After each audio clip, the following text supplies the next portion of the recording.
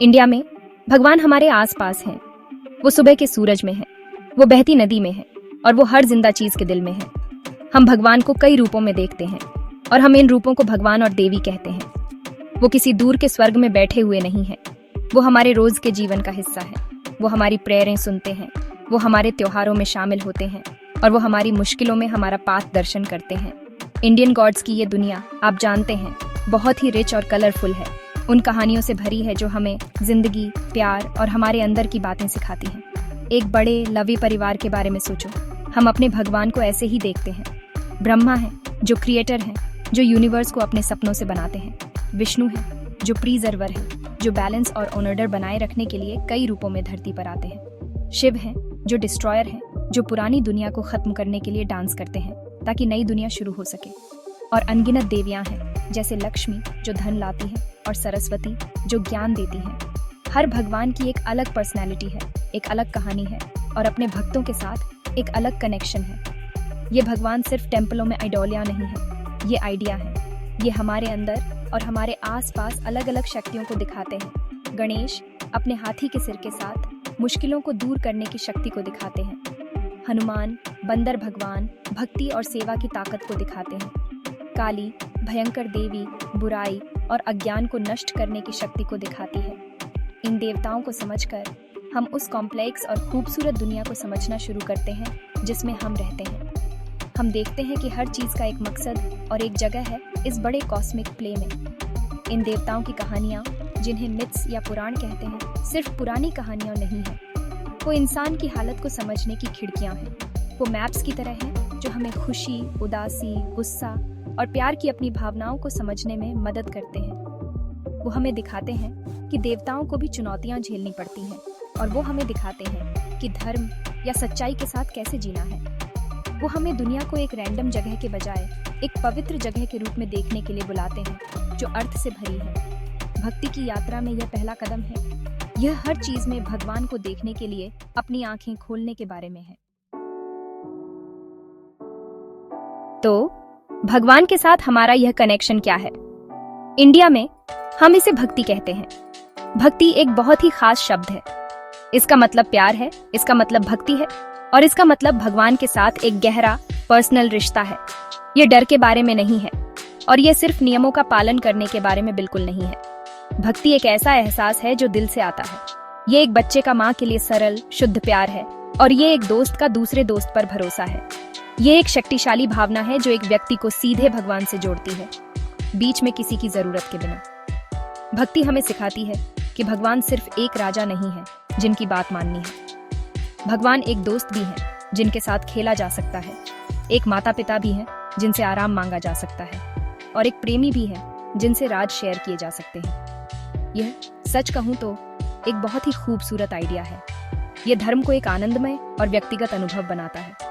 आप भगवान से अपनी बातों में बात कर सकते हैं, आप भगवान को अपनी धुन में गा सकते हैं और आप एक साधारण फूल या सिर्फ एक लवा विचार भी चढ़ा सकते हैं। वैल्यू चढ़ावे में नहीं है, बल्कि उस भावना में है, उस इमोशन में है, उसके भाव में है। यह भगवान को हर किसी के लिए सुलभ बनाता है, चाहे वे कोई भी हो।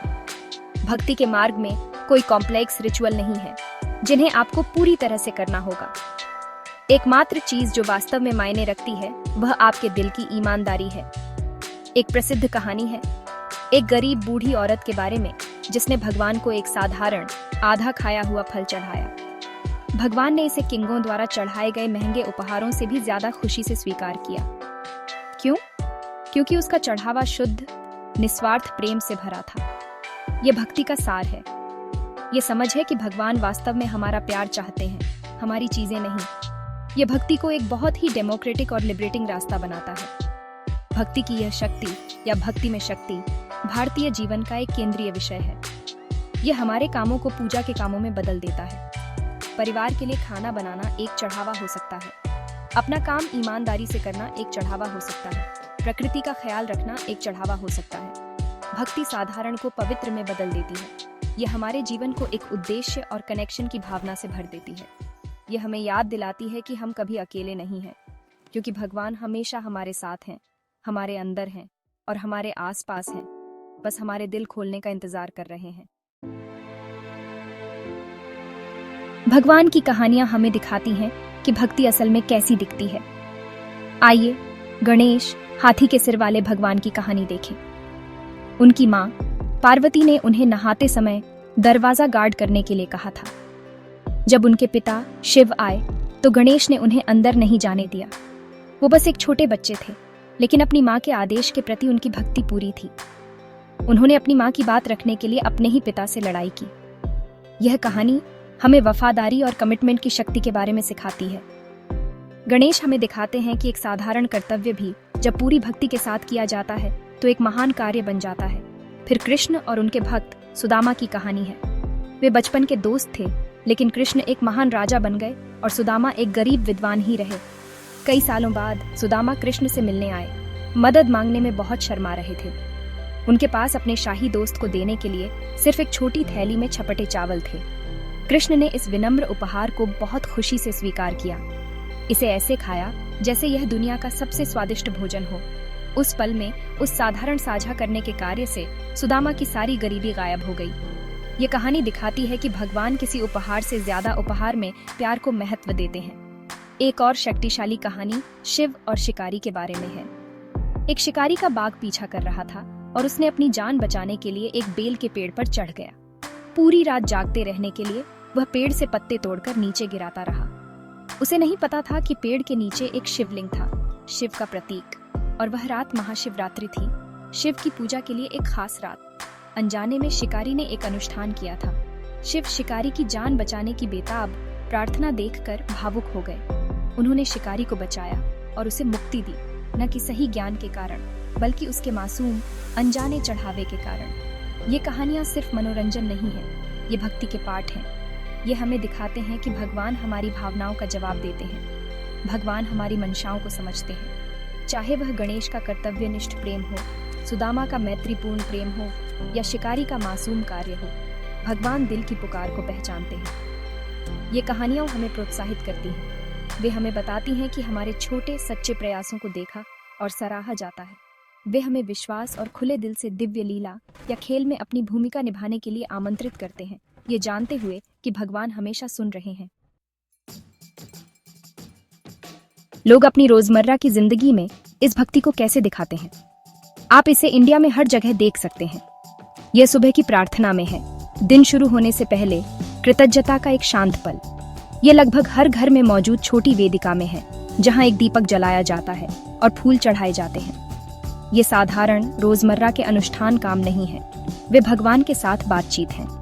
वे जीवन के अराजकता के बीच एक उच्च शक्ति से जुड़े रहने, काल्मी का केंद्र खोजने के लिए विनम्र रिमाइंडर हैं। ये लगातार अभ्यास, विश्वास और आंतरिक स्टेबलता की एक मजबूत फाउंडेशन बनाता है।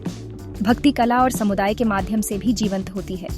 लोग भजन गाते हैं, जो भक्ति गीत होते हैं, जो देवताओं की स्तुति करते हैं और उनकी कहानियां सुनाते हैं। संगीत और बोल दिल को खुशी और प्यार से भर देते हैं। लोग त्योहारों में नाचते हैं, अपनी खुशी और कृतज्ञता को गति के माध्यम से व्यक्त करते हैं। मंदिर जाना एक और तरीका है। यह सिर्फ एक मूर्ति देखने के बारे में नहीं है, यह हजारों लोगों की प्रेरणा से भरी जगह में होने के बारे में है। यह भक्तों के एक बड़े परिवार का हिस्सा महसूस करने, एक सामान्य विश्वास साझा करने और एकजुटता में ताकत खोजने के बारे में है।